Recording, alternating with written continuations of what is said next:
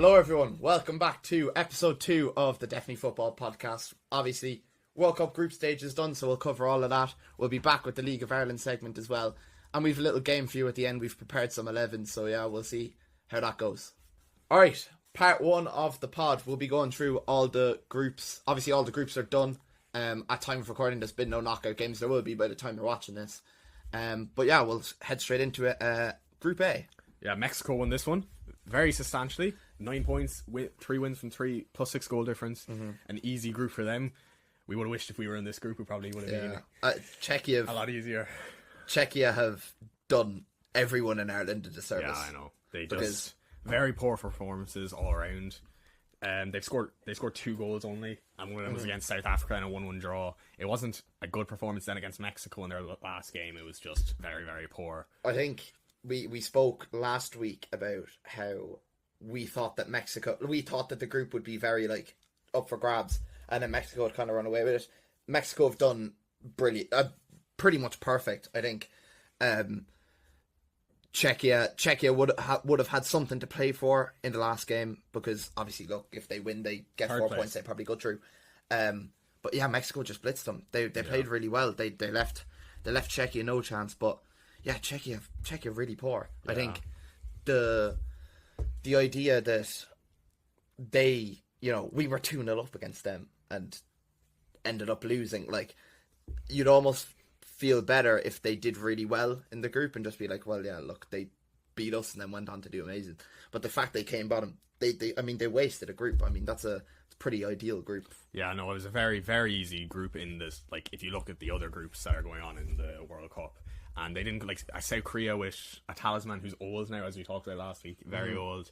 And South Africa, who again were the laughing stock of the World Cup after that first game, and have managed to actually do brilliantly, and they're through now, and they've come out. Was it second? They came out second, which is phenomenal, and it just shows how, even with later on in the other groups, you can see that it does come down to the last game completely on where you finish in your group. I think I was very impressed with South Africa in that game against South Korea, because in the first 2 games, they didn't put much of a fight. They weren't, apart from their goalkeeper Williams, none of the South African players particularly impressed me. But they came into that South Korea game needing a win, and they put up the fight that Czechia didn't do against Mexico. They were incredibly they were the better team against South Korea, and they pummeled them for in the second half anyway, and they finally got their goal. Satole masterclass. Satole masterclass. It was a brilliant goal, and they it's kind of heartwarming because of the implosion that everyone saw in the opening game, and it's all come full circle now, and they have a very winnable round of 32 game now. And you think if they take the good fortune that they had in the South Korea game, and they bring it into the round of 32, they could get themselves through if they repeat the kind of hard work and fight that they showed to get the goal against South Korea. I think their backline is very strong as well. I think that's probably their area they're strongest in. I loved their right back. If you ever watch, the games, a lot of the attacks they concede to, or they where a chance is created, it doesn't come down that right flank, and it's because of Muda. And he is actually, in the first game he had a few bad moments during the game, but he overall was strong, and I think he has really aged during this World Cup and shown his maturity in the squad and how he can play. Same with obviously Satole, even though all the memes online, but he did obviously have that masterclass. I think that's gonna happen though when you're that can happen in the World Cup in your first game, especially when you're the opening game. Pressure in the Azteca as well, it's just a huge. You're playing in the opening. You're playing the opening game. You know all the eyes are going to be in you, and I think there's a lot less outside pressure when you're South Africa needing a win against South Korea. The number 20 fella you mentioned, the right back, I saw a TikTok edit of him the other day. I never seen the likes of it in my life. Yeah, it's wild. But listen, it's very good, and Mexico obviously now topping the group. Yeah, they haven't done themselves any favors with topping the group, because Ecuador. We'll get on to Group C in a minute, but very, very strong team. Ecuador are a great team, and I think as well as Mexico have done, they haven't faced a challenge as tough as Ecuador. No, yeah. Even in their friendlies, if you like, the hardest team they kind of came against and got a result was the 0-0 draw against Portugal, which doesn't put much faith. Yeah. And then the 2-0 win against Ghana, who obviously we've seen can perform. Obviously, the draw against England, and they did put up a fight against Croatia last night, but it's not like, it doesn't instill loads of confidence in you that they can go and get that result and make it to the round of 16.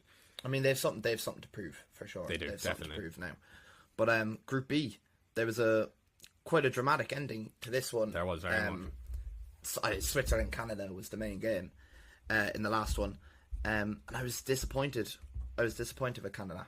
I was disappointed because they had the majority of the chances. They're probably the better team on the face of it. Oh yeah, they were definitely. But they didn't take their chances. They were. And Manzani took his chance. I love him. I think he's phenomenal. He's a brilliant player. Even for Freiburg, you saw him during the Europa League last season. He is phenomenal. I'm not gonna sit here and pretend I was aware of him before the World Cup. I'm aware of him now.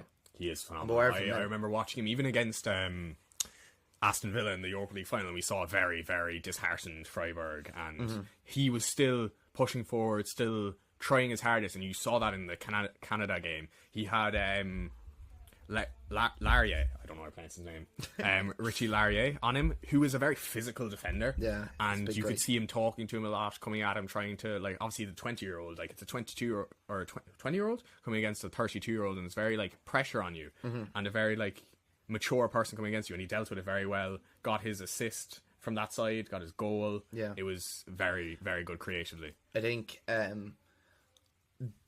for his strike partner Breland Bolo, he had a lot of he had a few chances that he didn't finish, and I think anyone who's watched Breland Bolo play a lot will know that's probably his weakness. But what Breland Bolo did really well, and he did it for Manzani's goal, was his hold-up play. His hold-up play was brilliant. Just having his defender on his shoulder, just get the ball rolling, almost like Lukaku used to do. Yeah. Just kind of have him back there, just be able to control where you want him to go, so that when you're spinning, you can have him on the backside. It was like, I think, and you juxtapose that with Canada. Yeah, they weren't very good attacking, were they? I expected more after the hat-trick against Qatar for Jonathan David. He was very lacking in performance. Buchanan hasn't. I know, like, he hasn't come to the tournament showing his full ability, and I think they needed that. The one player who was phenomenal, though, was Nathan Saliba. Yeah. And he, again, had a standout performance in the Canadian team. Very good defensively, was, until the 90th minute or wherever it ended in additional time, pushing forward, creating chances. He obviously got his assist. But it was a very strong performance that I think will be needed against South Africa to get through to that round of 16. I think it's very interesting, because I think you'd look at Canada-South Africa as a game, you would think before the last round of games, you'd think Canada have that easily, but as we touched on, South Africa put in a very different performance to what they did in the first few games, and Canada did the opposite. Canada almost let themselves down a little bit with their almost lack of quality in the final third. Not saying that, like, look, I think Promise David's a great striker. I'm not sold on Larin, but I think you can't produce the same quality up top as you did the last game, because if you do that, you're giving South Africa a chance. Yeah. And we touched on South Africa's defense already. Like, South Africa's defense will be able to deal with that if you're not going to make use of the chances you get. Kyle Larin has no pace at all. He's great with a touch and a shot, or like a first time finish if he gets the ball to his feet. Anything else, like a through ball, can't be played. It's very focused on Jonathan David when they're trying to build something creatively and need that outlet up front, because Larin just doesn't give them that. He gives them a goal maybe, but other than that, it's very weak from what I think he does. I'd drop him. Obviously, I mentioned Promise David already. I drop Larin for Promise David. I think he obviously he's huge. He's like 6'6" or something like that. I think he's a big guy, and he caused more problems for that Canada back line than Larin did. Bosnia got their job done too. Nice win over Qatar. Qualified for the round of 32. Yeah, I think they had to win it. They had to win it, obviously, and I think there's just a bit more proven quality in the Bosnia side, and I can't remember his name, but the fella that scored the first goal, the young lad. Oh yes, the 18-year-old. Yes, he showed immense quality, because in those big moments, you're not looking to the 18, as in Bosnia came in needing to win. A draw wouldn't have done it. Yeah. When you go into those games, you don't look for the 18-year-old. No, you don't look to the 18-year-old to give you something. You're not blaming the 18-year-old if he doesn't give you something. You're looking to the lads who have been there. You're looking to the lads who have been there and been around. But it doesn't matter that they didn't look towards him, because he did it anyway. Yeah, it was a phenomenal goal. Obviously, an amazing brilliant strike. goal. I'm not going to bother pronouncing his name, but if you've watched the game, you know who I'm talking about. Say that. Alaj Bejovic. Oh, I've knocked that one off the Do you know second what I mean? I'm not trying. Oh. But you'll know who we're talking about. But yeah, he was immense. He might get a big move now. I'd hope so. It was even without that goal, he had a phenomenal performance. Yeah, exactly. Even in the other matches, came on and played well.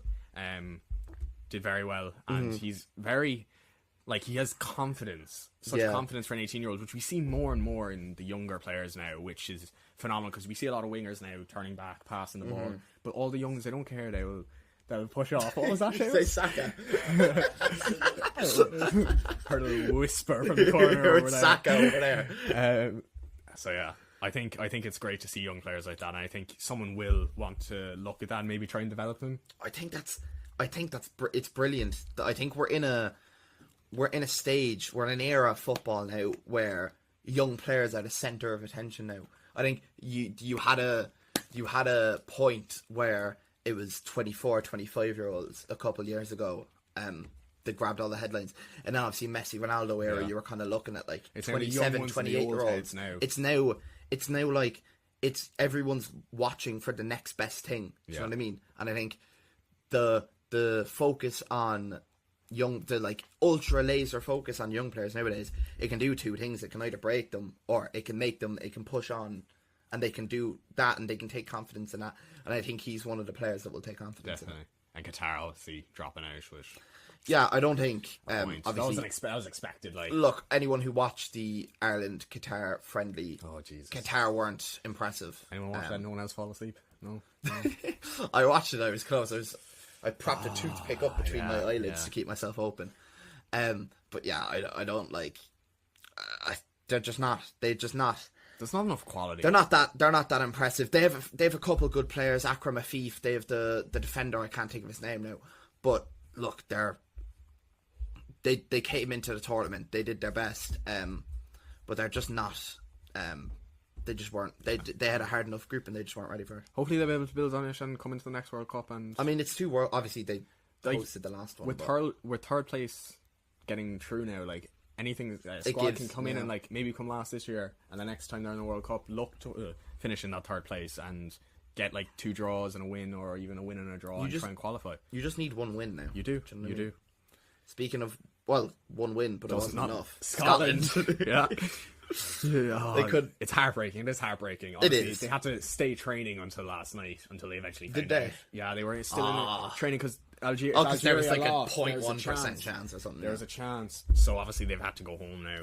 But this was a phenomenal group. I think it was a very. I think even Haiti, who obviously didn't catch a point, but in the end of it, we saw them put up a fight against Morocco. They obviously went into the lead. Morocco came back, and I think it really shows the spirit of the World Cup to be able to lose to Brazil, lose to Scotland, and then try and fight Morocco, who obviously AFCON champions. Asterisks beside it, but they are AFCON champions. I was very, very impressed with Haiti, and look, I think if you didn't watch the game, you look at their group, 0 points. Sounds like they did pretty poorly, but I think if you watch the Morocco game, they were going blow for blow with Morocco in the first half. I think they were very, very impressive. Wilson Isidore with an absolute peach.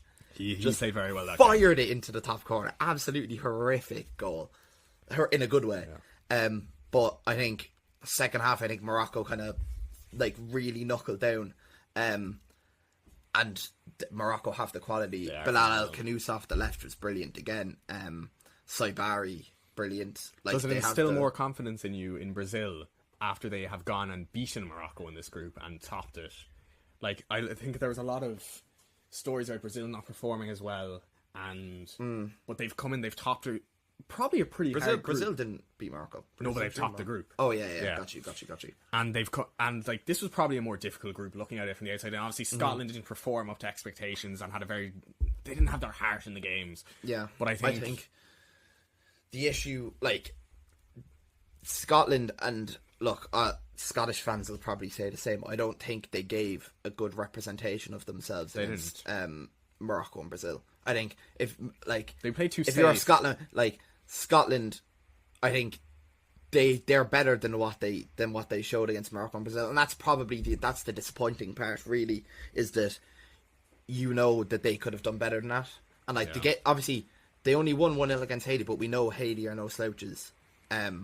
So I think it was a brilliant moment to win against Haiti, and it's a bit sad that they couldn't build off replicate that, and it's not out of the question for Scotland to have gotten a point against Morocco. Look, Brazil blitzed took them apart. Brazil that was a blitzed phenomenal them. performance. But I think Vinny Jr. again, phenomenal. Oh Jesus, he has really come into his own inside of the Brazil shirt this World Cup, and I think we're going to see nearly a player of the tournament type. Do you think performances from him? I think if they make a deep run, he will be a shout. Not Kai Havertz, no. No, but I think a lot of people, especially maybe Premier League fans, would have kind of overthought Vinny a little bit, just because he's been around, but he's never been best player in the world. And I think that's debatable. That's debatable. Whatever about it, he hasn't been it in a bit, right? Yeah. So I think it has been a while when since he has been in those when talks. I think he's firmly put himself back in those conversations now with the performances he's had. Yeah. But Morocco have been. I think Morocco's round of 32 draw against Ireland. So I think this will be a very interesting game for us to fully understand. Brazil are especially with Carlo Ancelotti, they're not a tactically set up team. They're very. They even we see in Vinny, he's allowed to do what he wants. It's not like a tactical setup. We see the Netherlands, and they're they know what they're doing. They're transitioning. It's so set up tactically, and I think that will match Morocco in the way they are set up. So I think it'll be very interesting to see how those two styles come against each other. And Morocco's fast transitions, their counter attacks against a Netherlands team who like to build up. They play slowly and then just go fast, and you never expect it. And I think this will be a very good game to understand about both the teams, and then will give us a good insight of how they will do, whichever team obviously does go forward, how they will do in the tournament. I think this is one of my favourite matchups of the round of 32. Definitely. Just because Netherlands have probably overperformed expectations. They've entertained us loads as well. Yeah, obviously we'll get onto them, but I think you look, Netherlands and Morocco, these are two teams that have not disappointed anyone. No. And I think they're very different as well. You mentioned Netherlands are very slow. Morocco like to hit you with the pace of Hakimi, El Khanous, Bouhaddi getting forward from midfield. Saibari's a deadly threat, and I think it will be an incredible. It'll be incredibly good matchup because they're two teams that will clash in terms of their play styles, and I think when you have especially now with 48 teams, and you look at the round of 32 matchups, it's rare you have two teams that good coming against each other in the round of 32. And it's probably unfortunate for whoever loses that game, because whoever loses that game probably doesn't deserve to go out that early. They've topped their group and then come against a team who is strong or as strong as them. And Morocco only didn't top their group because they've one of the best teams in the world come first. I know. Group D, USA, nearly underperforming in their last game. I think we didn't expect Turkey to get a win there. I think disappointed. Obviously USA not starting a proper team because they know they've topped the group. Yeah. But still, you talk about even Norway dropping the place, the squad momentum, their momentum going into the knockout stages. Would you rather win the game that brings you into the knockout stages and you're prepared, you're ready? We obviously saw them Savannah a lot of players, but it talks about maybe it's for squad morale, but I don't know. It's just broken their momentum now. I think I liked what I saw from Turkey because even though they were out, I think it's very easy to kind of feel sorry for yourself after losing the first few games where, let's be honest, they weren't good enough. They didn't score at all against. They weren't good enough. They weren't good enough in the first few games. We thought this game would be the one to top the group. Yeah, exactly. And I think we spoke last week about how we thought that Yildiz and Arda Güler should be grabbing the team by the scruff of the neck and leading them somewhere. Arda Güler was my man of the match that game. I don't know what ratings and stuff say, or who RT gave it to or something. But Arda Güler was my man of the match. He was absolutely electric. I think every time Turkey got the ball and looked to go forward, it was always through Arda Güler. And I think when he kind of redeemed himself a little bit, because obviously we said it, like he wasn't good enough. No. But especially a player of that caliber, you have to be the guy to drag your team. That's the performances we expected from him throughout the group stages. And I think if he put that in the first two games, they probably would have got through. I feel like they would have got 9 points if we saw the Arda Güler we saw against USA. Yeah. As for Paraguay, I think everyone probably would have written them off in this group. Yeah. But it's another case of South American team, and they're coming against Germany in I don't know. I think this German team, it depends on their day whether I wouldn't be completely out of shock if Paraguay came and did knock out Germany. I think if Germany come and they play well, they don't lack around like they did in their previous game. Yeah, they will demolish Paraguay. We've seen it. We've seen them do it to loads of teams. They will demolish Paraguay. But I think if they come thinking, okay, it's only Paraguay, we can maybe take this one a bit easier, just get prepared for the round of 16. It's still only the round of 32. Obviously wasn't in other tournaments, so players' mindsets might be off. I think Paraguay could cause an upset, but I'd say Germany will win. If Germany come with the Curacao game first half or Curacao game attitude, then there'll be a problem. Yeah. Because will Paraguay, Miguel Almiron be back for this game? I'm not sure. I'm not sure. But Paraguay are better defensively than Curacao. So they are a lot better. Paraguay won't be run over as easily as Curacao, so they can't come in the way they came into the first half against Curacao. Because Paraguay are a great team. And I think if we even touch on Australia, I think Australia probably would be a team that haven't performed the greatest, but they've done their job. And they always do in the group stage. They always get. I think that's the important part. Like we could talk about some of their performances. Even if you go back to 2018, was it they drew against France in 2018? Yeah. And it's pure. If you look at them, it's pure passion from the players. It's desire. They do have a decent squad this year. They have a few decent players up top, few decent players at the back. I'm a big fan of Aaron Kunda. But he's big fan. Brilliant. But their passion to play, they're even they're tactically set up well as well. I think their system works perfectly for the type of players they have. Players like Aaron Kunda, and I think it definitely shows when they went and came second in this group. Pretty it wasn't comfortable, but it was they didn't do bad. They didn't it was comfortable performances. The points were kind of evenly spread out in this group. They were very much. Obviously, I think USA should have probably ran away with the group because of how well they played. But yeah, look, I think Australia and Paraguay will probably have a hard time in the knockouts, but I think if USA can go back to their game 1 and 2, I think they could. I said they were the breakout. I said they'd be the surprise package in the tournament so last episode. Well, since that episode, they let me down in the last game. They heard you. They heard that I could do this takes. They were like, "Oh, they're just trying to make me look like an idiot." Can't make him look good. No, but I don't think they'll be like that in the knockouts, because higher stakes and all that. And as we were talking about Germany, here they are in Group E. Yeah, I think I don't. It's similar to the USA last game where it didn't put matter. The foot off the pedal, and they just. But it's a bit different because Ecuador aren't Turkey. No, Ecuador. I think we finally saw the Ecuador I was expecting from the start. I have always. You're critical of them. I am.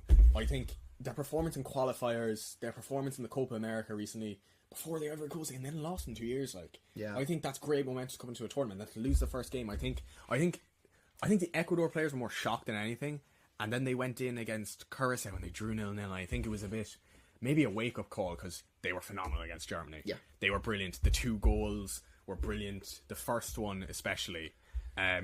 Was it straight after? It was 6-7 minutes. It was Angulo's goal. Yeah. Phenomenal goal. Maybe Neuer of the past would have gone to that, but again, it was tucked in that corner. Yeah. You'd be better off blaming Neuer for the second goal, but even then, that second goal put a smile on my face. I'm not gonna lie. Amazing. He's so energetic. I think. Do you see the story? I saw. I don't know how true it was, but I saw a story yesterday that he grew up in a really hostile part of Ecuador, and something about his parents or something. I don't know what the full story is, but I remember watching it and being really impressed. Do we think Ener Valencia gets dropped from the next game? Like, done nothing in this tournament so far. Stinker and hooked. Yeah, and I hope Hincapié doesn't get too injured. Unk's got to hold the bench at this point. I think there's a bit of Ronaldo during the Euro 2024 here. I think he needs to maybe pass it over to someone else. Like, I love this 4-4-2 setup from them though. I think they're really so well. I think they looked at the three at the back against Ivory Coast. Yeah. And because I think it let Diamande run riot on them, and I think since changing it back to a 4, I think they've been way more structured because they're defensively set up. When you play a 3 at the back, you have 3 there, but they play 4, but they don't have bombing fullbacks. No. So they're kind of playing 4 centre backs. We do see some overlaps. Like Hincapié, I think since the start of the season, his attacking ability has improved immensely, and I think we saw in this game against Germany the overlaps he was committing, the runs into the box, he crossing in and getting corners created from it. I think it really does help this Ecuador team, especially Angulo. I think the German players are so worried about the Hincapié overlaps, they give Angulo a bit of space. He was obviously able to get that space for his goal because they're so worried about the 2 options. Angulo's going to drive, or if Hincapié can get a cross in, and then obviously they have Valencia in the middle, who they're worried about. We don't know why, but they are worried about him. Their manager's brilliant. The Ecuador manager. Moises Caicedo masterclass again. Very good in this game. I don't like bigging him up. Because Dara's going to listen to this. I know. But to be fair, if you watch the set pieces, Declan Rice is still 10 times better at them than him. So, well, speaking of Declan Rice, their second goal, the Ecuador second goal, was very Arsenal-esque. It was. Flick on it. Flick on. Lovely. I love their manager. Their manager is absolutely gas. Obviously, watch some Mikel Arteta highlights. You know what it is. Obviously, Ivory Coast did their job against Curacao. I think Curacao can leave the tournament with their head held high. I would be very happy if I was Curacao. They gave a good account of themselves. And in a really, I'd say that's like the hardest group. It is. There's another. I think there's one other group that's kind of like that as well. Yeah. Which is Group I. Yes. But I think because of Cape Verde, and we'll get on to Cape Verde, but because of them, everyone thinks Curacao failed, or like, do you know what I mean? Like, there's not much like. It puts what Curacao, it diminishes it a little bit, but let's not get it twisted. Like, Curacao, they have no business being here, not in a bad way. Like, I think if we went to the World Cup and we were in this group, and we maybe not the scoreline against Germany, but the results we got in the like draw, loss, maybe in a better fashion we do the losses, but like I don't think we would be devastated. I think we would be happy. So I think a team like Curacao should come away from this. Yeah. They have a pretty young squad as well. Like, some players are older than the others, but like, I think in 4 years' time we could definitely see Curacao back and maybe come 3rd place. Maybe not get the top 8, but I think definitely come 3rd place. I think the experience will be important for them. Yeah. A word for Nicolas Pepe, because he got dropped. I knew you were gonna like that. But I think he got dropped in their second game for Amad Diallo. Yeah. And he came back in this game and scored a brace. He was clinical. The first goal was a brilliant cutback from Diamande again. 72 million pounds. Maybe it's the celebration. Maybe because he changed his celebration. It is aura. I do find myself when he hits it, like, you know, it does. But yeah, look, I think Pepe showed why he should be back in that lineup. Showed why he got put back in that lineup. I think him and Diamande caused a lot of issues on the wings. And who do they have in the round of 32 again? Ivory Coast. I think it's Japan. No, Norway. Oh, Norway. But Diamande and Pepe will have to play a huge part in that, definitely. Because I think Norway's fullbacks are probably their weakest point. But I think is it Wolf? He plays for Wolves. Mahler Wolf. Yeah. I think when you watch, he's very attacking minded. But he's a wing back. He played wing back for Wolves. But they're playing a 4-4-2 system that sometimes switches to like a 4-4-1-1, and then Sorloth, it kind of drifts. But it's like, I think that's the areas that definitely need to attack their pace as well. I think Norway doesn't have a lot of pace except for Haaland up front, really, and Nusa. And I think they really need to exploit that and use the pace, use the counter attacks, because Norway they play pretty deep, and I think they also are hoping for the counter attacks. Yeah. And for like corners and to get Haaland just that moment where he can do what Haaland does. Yeah, for sure. So I think their wingers will definitely. You have to outscore Norway too. You do. I think They are a very high scoring. It's team. no secret that look they've Haaland and Salah at that point. It's no secret that 59 goals in 52 games is ridiculous. But I think because of that, I think the front three of Bonny, Pepe and Diamande. Do you think Wahi won't start? I wouldn't start him. Okay. I prefer Bonny. Yeah. Look, maybe they do start Wahi, but I think we'll see. I think Bonny's the more physical one. Is, so I think definitely. against the likes of Ostergaard and stuff, I think you have to throw him in. Yeah. But Group F. Group F. Obviously, we touched on the Netherlands. Japan and Sweden obviously came head to head the other day. I think we saw a very lackluster performance from Sweden. I think the only reason they stayed in this game, and if you saw the talks afterwards, Anthony Elanga didn't know that they were knocked out if they didn't get a result. And if you actually watch the Sweden performance, he is the only player that looks like he wants to get through, and looks like he's not there like, oh, it's okay if we don't get a result. Yeah. And obviously has that amazing finish. I think that's the Elanga. Do you think he meant it? I think he did. I think he did. I think it was too low for it to be a cross. I think it was too in that like knee range where no one's getting a foot on it. I think he didn't mean it, and you could see like he kind of looked at it. I think the players weren't expecting it. The goalkeeper wasn't expecting it. It's a hard one for the keeper because it is very hard. You have to wait until the ball's gone through everyone, because if you dive immediately and then it flicks off something and Pete rolls into the other corner, you have to wait until. So it's a hard one for the keeper to judge. But yeah, I think goal in that game. Oh my god! I think my favorite goal of the tournament so far. Do you think? Honestly, I watched that goal. Even if you watch the Japan players playing, the way they control the ball, the way they pass it, it's so aesthetic. It's so nice to look at. I love Japanese. watching them play. Like it's so like even like Kamada in the midfield taking a touch and then just passing it out to the wing, and it's like it's enjoyable to nearly watch that. The way they control the ball, the way they pass it, and then the goal. It was just boom, boom, boom, and then was it Maeda who scored? Yeah, it was. Yeah.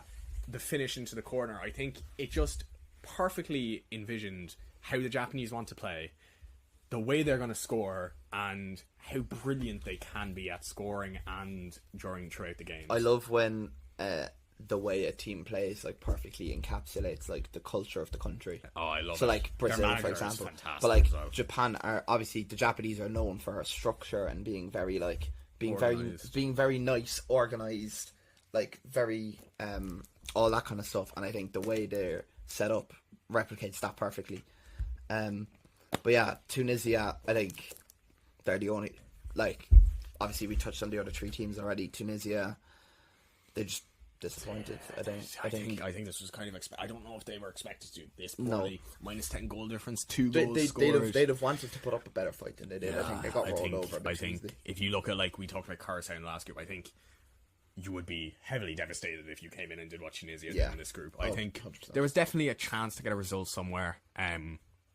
But no, it was just very poor. Did you see obviously Japan are playing Brazil. Did you see the interview that Ryan was doing? I think it was a post-match interview after their game.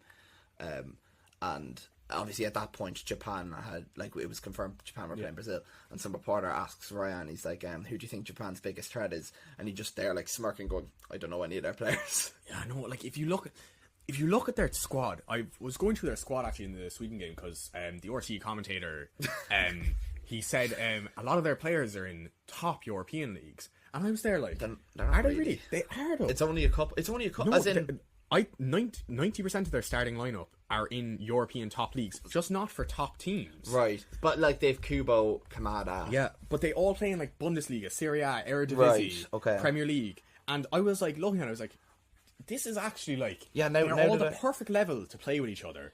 They all are at a level where it's a lot more based on tactics to go try and win games and get a result in games. And I think it really helps the manager for the spirit of the squad and tactically to be able to put the vision he has for the team into them. And we obviously see that brilliantly. I think their results before the tournament, their results during the tournament so far have perfectly showed that. I think against the Netherlands in that 2-2 draw that we talked about last week, I think it was a really good game from them.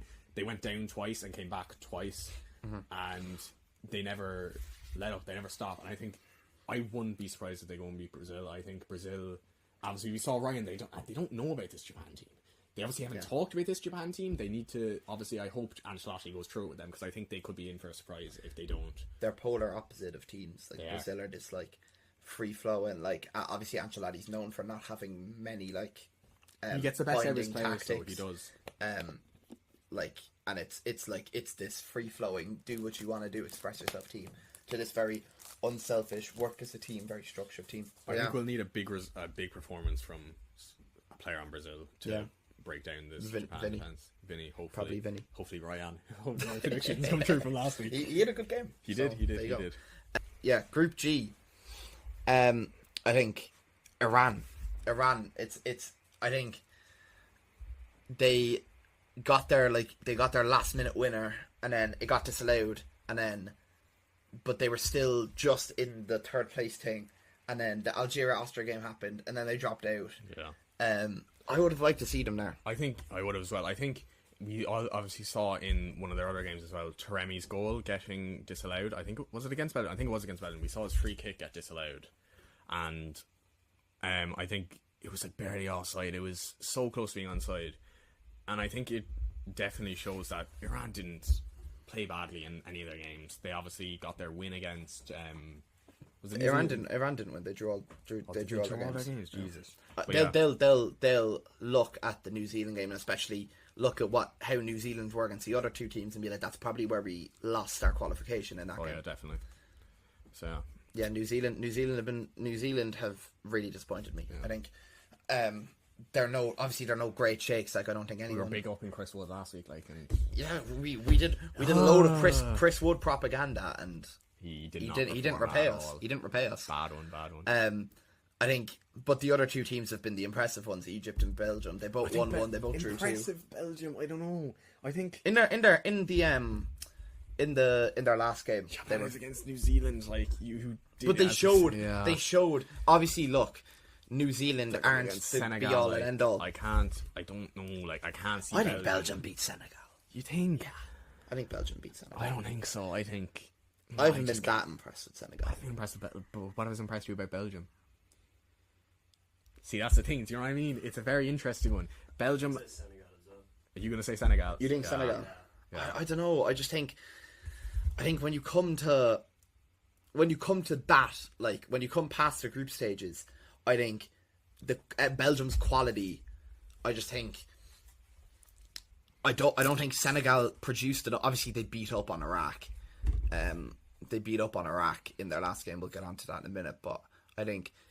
I don't know. Like I don't. I was more impressed with Egypt. Like, to be honest, Egypt were very impressive. Mo Salah goal and assist. He's still doing it at his age. And in the second last game, Australia and they're ranked 32. Egypt have probably been one of the surprise packages. Just in terms, I don't think anyone thought. I definitely think so. I don't think anyone thought that they'd be. I think people would. This team. I think we expected them to come second in this group. I don't think we expected them to tie with Belgium on points. I don't think that was expected. I think everyone would have thought Belgium, Egypt, Iran, New Zealand, or something like that. Whether it's actually Belgium and Egypt. Yeah, I think obviously just the goal difference catching them out. But I think they're probably happier they came second. I was about to say that it actually Egypt drawing against Iran on the final day was actually beneficial to them because Belgium, we don't know who Belgium have yet. I don't think. Oh no, we do. No, Senegal. Who is it? Senegal? Yeah. Senegal. So, yeah, we just talked about it. What am I on about? But like, my brain went blank. No, but you'd rather Australia than Senegal. Oh, definitely. Even though Australia are no easy pickings at all when it comes to the World Cup. No. But I think if you're looking at it from an outside perspective, you want Australia. Of course. A team that won't be happy with their round of 32 matchup is Cape Verde. After everything they've done, all the work they've gone through, unbeaten in the group stage, top scorer in a hard group. Like they drew with Saudi Arabia last game. Saudi Arabia put up a very good fight. The chances they missed. They did, yeah. I was sat watching it, and in 90+5, I think it was Rodriguez missed a tap in, and you're there like. But they missed some of the they missed quite a lot of chances all again. Yeah. Obviously, we know the Cape Verde's strong suit is their defense. I mean, you literally look at the games they've been in. Like they never conceded more than one goal. Yeah. Oh no, they did. They drew 2-2 with Uruguay. What am I? Still, it's like but they didn't obviously showed they have the quality to score as well. Obviously, Muslera was a stinker. We can talk about it wasn't just purely Muslera's fault. It was a stinker. But I think the pure energy they have while playing, I think, helps them loads. I didn't especially see it in the Spain game. I thought it was just a phenomenal performance in the Spain game. But I think after the other two games, we can see how tactically well they play and are set up. I think it's a mix of both, and I think it's also a mix of very good performances in there. But I think after the Spain game, I thought it was just, okay, maybe this is just an amazing performance. But I think, no, they are very tactically set up. I think they'll... Their road will end in the round of 32. So. I think I'd be very surprised. I don't think... Look, if they lose 3-0 to Argentina, I don't think anyone is going to be I don't think anyone's going to be any bit critical of them. They could go and concede the most goals a World Cup game has ever seen, and I don't think any of us would be disappointed. Genuinely, like, if they lose 9-0, I don't think anyone's going to be any more critical of them. You have Messi, who's the top scorer in the World Cup. You don't know what to do then. Uruguay were very disappointed. Did you see Bielsa's post-match interview? I did. Where he just completely crashes out and just starts screaming. Cambioso, is that his name? Getting the red card. Just complete loss of head. Yeah. Just goes and studs up on a challenge, then starts trying to scrap the referee. And grabs the referee. There, you've underperformed at a World Cup significantly. You've lost to Cape Verde getting through, and it's just shocking. Yeah, it's a shocking performance all around. I can't, but I just can't believe the lack of composure. Yeah, no. In their last game, all right, look. But Spain were already through, right? Yeah. Spain had 4 points. They were getting through. I think Spain needed to win that game for themselves and for the world to see they aren't. I think after that first game, you just needed... needed to prove to people they can do something. I think the win against Saudi Arabia, it's okay, it's Saudi Arabia. They also, if you watch the Saudi Arabia game, you saw Kukurea score, and then it went to the end of the second half, and there was no energy in the game. It got zapped out. They were like, job's done, game's over. And in a World Cup, that's not how you should be playing. Yeah. And I think there's another team we saw, USA, another team we saw throughout the group stages. They drop out in the last 20 minutes. They think they're to themselves, job's done kind of mindset, because they led so well in the other games. And then in Turkey went and won it. Do you think that's more down to their mentality, or do you think that's more down to just the fact that they know they're fine?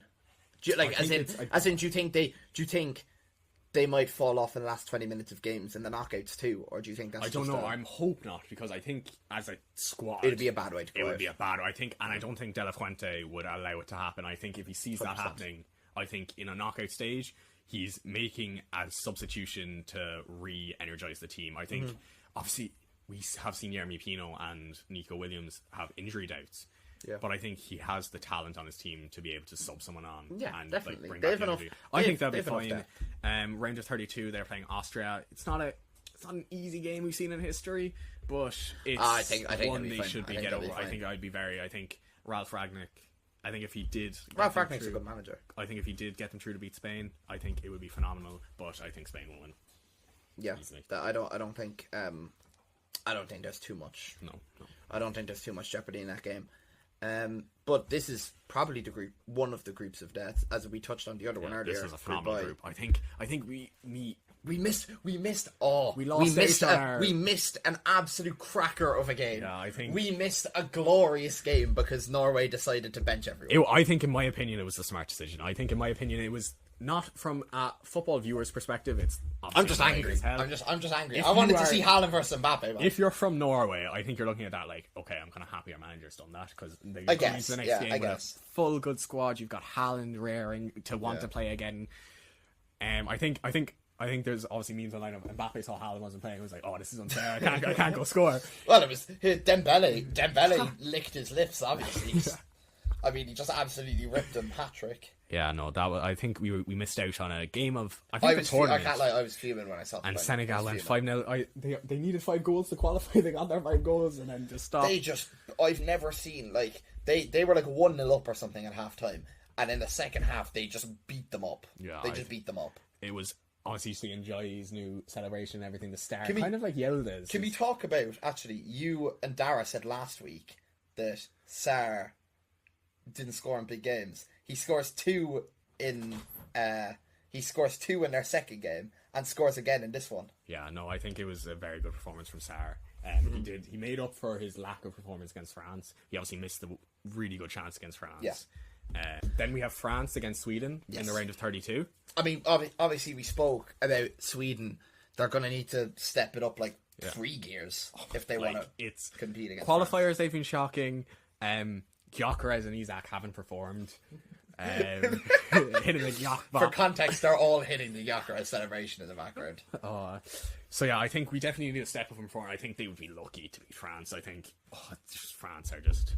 I think obviously, look, I'm biased, but I think Isak came into his own a little bit in their last game. Yeah, I think him drifting out to the left helps. I think, and then who do they have on the right wing? Then Alanga. I think that definitely helped. Yeah. We obviously talked about Alanga. We talked about Sweden's performance in the last game. Isak, that front three of Isak, Gyökeres, and Alanga, if they're not firing, I don't think Sweden have any chance, because we spoke about the Norway Ivory Coast matchup and how Ivory Coast will have to outscore Norway.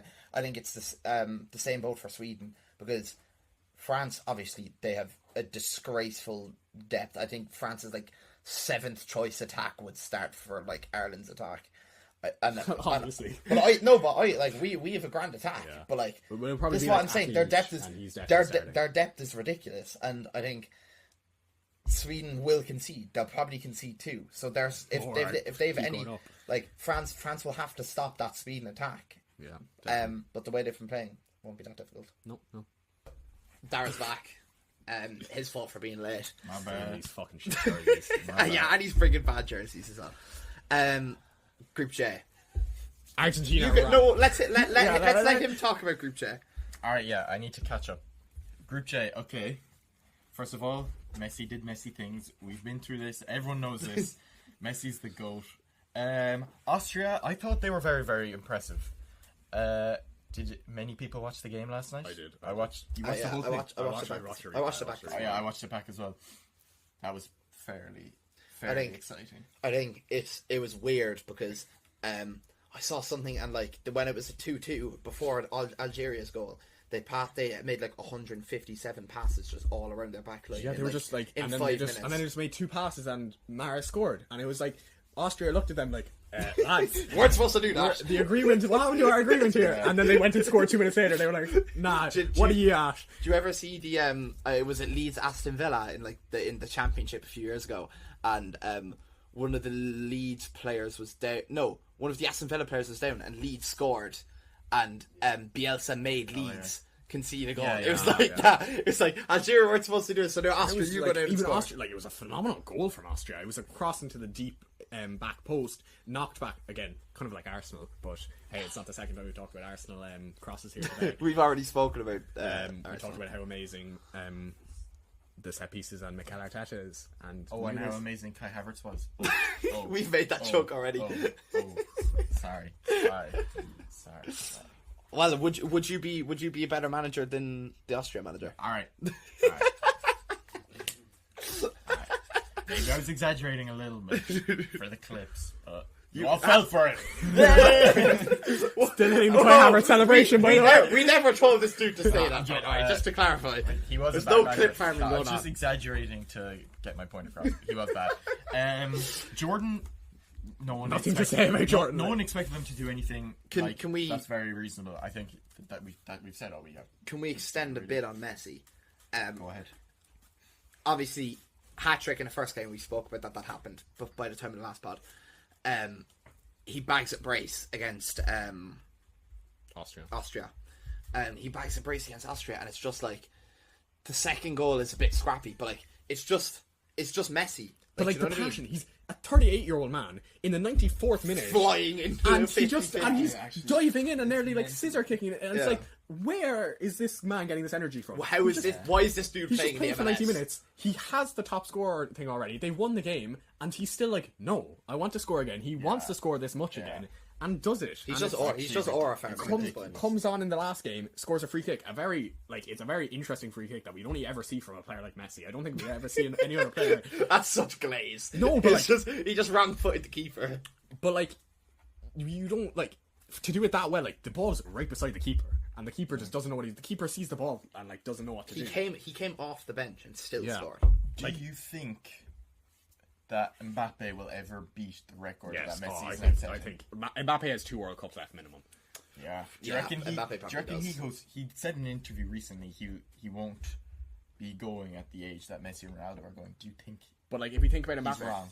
I think we- this happens a lot with footballers. This happens a lot with footballers and even like music artists and stuff, where they say like, "Oh, I'm not going to be doing this at said age," and then by the time they get there, they still want to do it. yeah. So I think take with a like the fella's 20 something. I say take with a pinch of salt what he says he's going to be doing in 15 years. like, I think we could definitely see 2 more World Cups out of Mbappe. Yeah. I think maybe in the last one we see a bit of like Ronaldo, where he's like just kind of a target man in front and he comes on and he gets a goal. Maybe I don't know if he's going to be starting, but I think we definitely see 2 more tournaments. I think obviously Messi has 6 goals this tournament. I do think Mbappe will catch up. He'll get closer. I think he might be 1 or 2 off by the time he comes to the next tournament. But I think he'll definitely catch up. And I think it makes it better for him to be able to beat Lionel Messi to the World Cup top scorer than Miroslav Klose. Like, I know Miroslav Klose is amazing, was phenomenal, but like he is. there's a it's difference more like between it's Messi a bigger and magnitude Klose, when like, you beat Messi to it. yeah.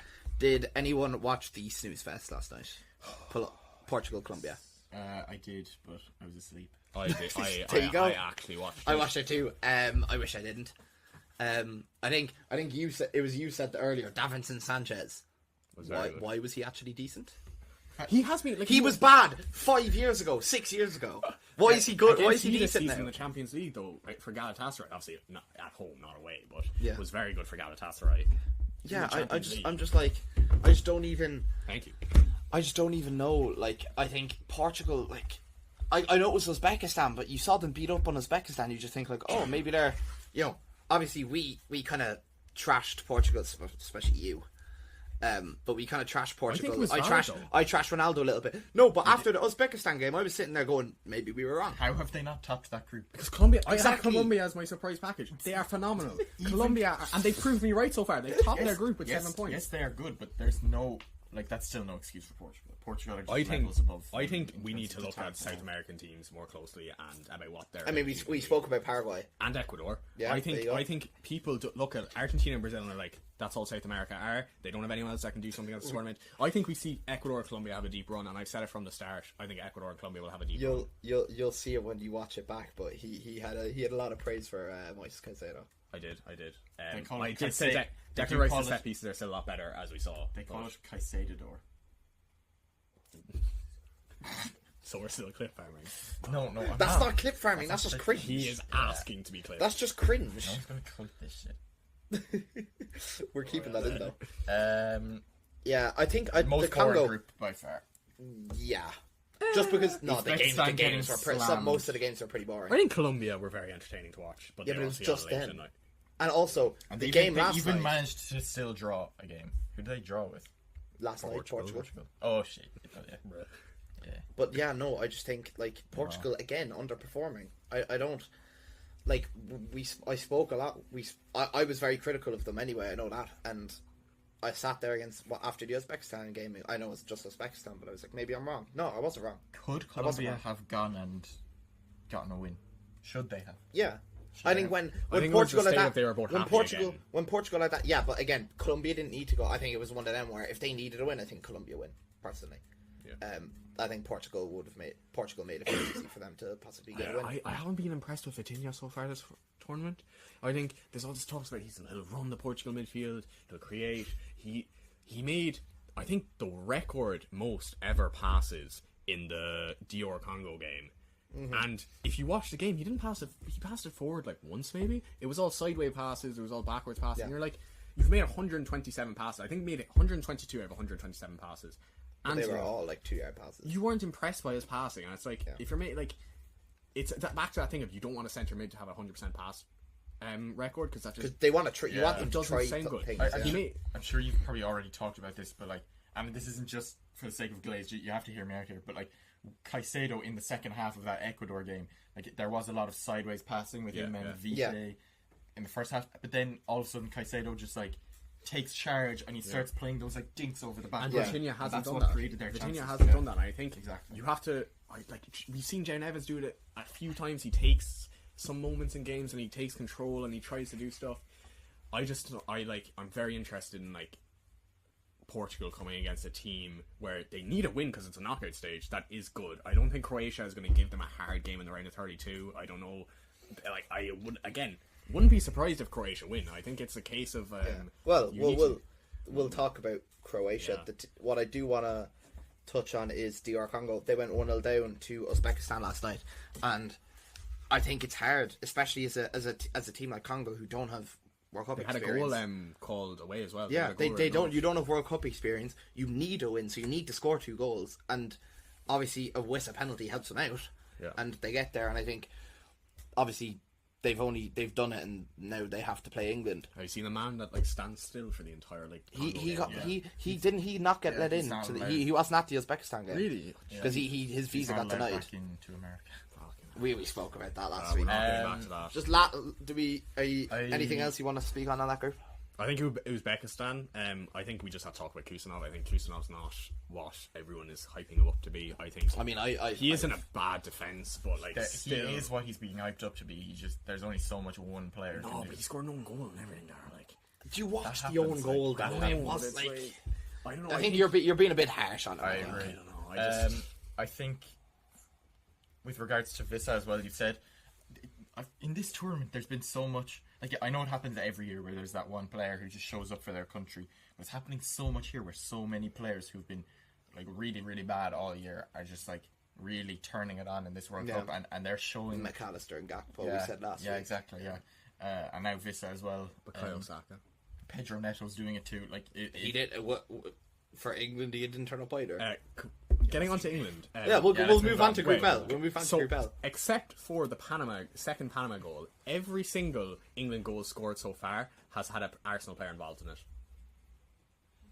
involved in it. I think War Trophy. War Trophy, Premier League this season. That's our War Trophy. War Trophy. Every single goal conceded by England has had an Arsenal player involved in it too. There's no Arsenal players in the defense, so Yeah, exactly. They're doing nothing. Nah. name They one. literally Declan Rice Look. is literally playing defensive midfield. Look. All right. I watched England Panama. I watched basically the whole game. Terrorize out. I was. Do you know what? It really frustrated me because England were so bad. If you watch the post-match interview as well, Thomas Tuchel was not happy. He was like, I wouldn't. He was You like, wouldn't be though. He You was wouldn't like, be. good, and then he was being asked about, like, you could tell he was getting annoyed. He was getting asked about, like, Jude Bellingham's performances, and Harry Kane was like, yeah, they were good, and, like, they did what they need to do. And, like, you can just tell it was, like, an overall expression of, we did the job, we got the win. First half was very poor, and, like, I don't think he's overall happy with his squad. England aren't a team that they're of a certain quality where you can't just be happy with getting the result, because just scraping a result against Panama isn't going to cut it when you are they come up against Brazil in the quarterfinals, I believe. I don't agree with that. I think England are a team where a lot of Premier League teams, they like reach a different level. They always rise to match the opposition, but like the other side of that is that they fall to meet the I do opposition. understand you. No, that's a good they point, always get like poor results against the bad We teams. saw but that against Croatia, obviously. They went and played I wouldn't phenomenal. put that like I think it's important to just realize that they did beat Croatia 4-2. Yes. You do need to remember that. Like, you can't just completely forget that even happened. They have loads of really big game players. Like, I do think they will be fine further into the knockouts. They have Congo in the round of I 32. think it exactly. ends at Brazil in the quarterfinals, though. I think they'll get there. We did talk about, do we think Brazil make it out? Like, Japan, Yeah. like... We spoke about so Brazil. open, We yeah. spoke about Brazil, Japan. I think We're talking about, like, the round of 32s and we were sure. the other game, Croatia Ghana. Ghana did really well to hold England. Well, it wasn't hard, I suppose, to hold England in that game. England were really poor. But this was a really. You mean Ghana? I'm saying in the game before that it wasn't hard for you Ghana said- to you hold said England. Croatia, I think. Oh, did I mean? Did I? Okay. It was hard for Ghana to hold England, but in this game, it was a really good game. The entertainment value was really there. Yeah. Their goal to win the game was very good as well. I mean, the scenes, the limbs, but the result did them both fine. Did Ghana know that? Because I looking at it, it looked like they didn't know that they were safe. They probably wanted to win anyway. Like, it's True, still, like, true. That's the mentality we need. Who do Ghana have in the next round? Colombia. So That's probably better than. That's pretty nice. That's probably Portugal. better than Croatia having Portugal. Like, Depends. Is it though? I don't know. I'd rather have Colombia and It's Portugal. so- I it's suppose so- Portugal. Yeah. The quality of all the Do you know groups what? has been so like crazily varied. I think it's so hard to predict these knockouts. really? Like Portugal have had such a terrible group, and Croatia have had like such a medium group. Do you know what? It's so I'm so up in the air. I'm actually going to take it back. I think I'd rather Colombia, or I think I'd rather Portugal than Colombia, especially Portugal now. Yeah. And I don't want to sound like I keep hating. Big them. up Colombia. I don't want to. I don't want to. You're just saying that because when we come back, when we do the video, and we come back to this, you look like a genius. I do know. I am a genius. But I don't want to sound like I'm hating on Portugal too much. But Colombia scare me more than Portugal. I think Not on paper, but if you watch the games, Yeah. they don't. They did drop Luis Suarez last night as well, which I think that's Strange surprising. behavior. Can I just say, first of all, speaking on people being geniuses, look how good Switzerland is. Switzerland Speaking has on such a people being nice. everyone knows Switzerland are going to be good though. That's not like a surprising. That was- We It's a spoke surprise we one. spoke Without we spoke a lot Granit about Manzambi. Manzambi. And Yeah, that's Xhaka his was name. really good as well. Mandani's the New York mayor. Xhaka was really good. He's as well. he's class. I Do you love see it. him in Speed? I love. He's sick, man. That dude's so cool. He's like you're like. Yeah. Oh my heart, oh man. my Broke goodness, my heart. that would be really good. I think we should do like a transfer talk podcast once all the World Cup is done. So Yeah. subscribe. Yeah, we could do a transfer. If you want to see a transfer talk special, we could do that. Let us know down in the You comments. can hear all his delusion about Chelsea. Oh, I'm not actually. We have to hear it on the daily. So Yeah. he put in he said a very realistic Chelsea signing 11. He had Wharton in it as if that was that guaranteed is to happen. realistic. But now we're getting Granit Xhaka. Who else is in it? Morgan Rogers is that? Imagine if I put in Granit Xhaka, you would have like. That's Yeah, because at the time it there was no stupid. leagues. So that's all about the groups. Obviously, by the time you're looking at this, there'll be some round of 32 games on. Hopefully, we've got them spot on. But yeah, that's all for the. Do you not think we've got them spot on? No, I didn't say that. But yeah, look, that's it. That's it for the World Cup review stage. Thanks for watching. If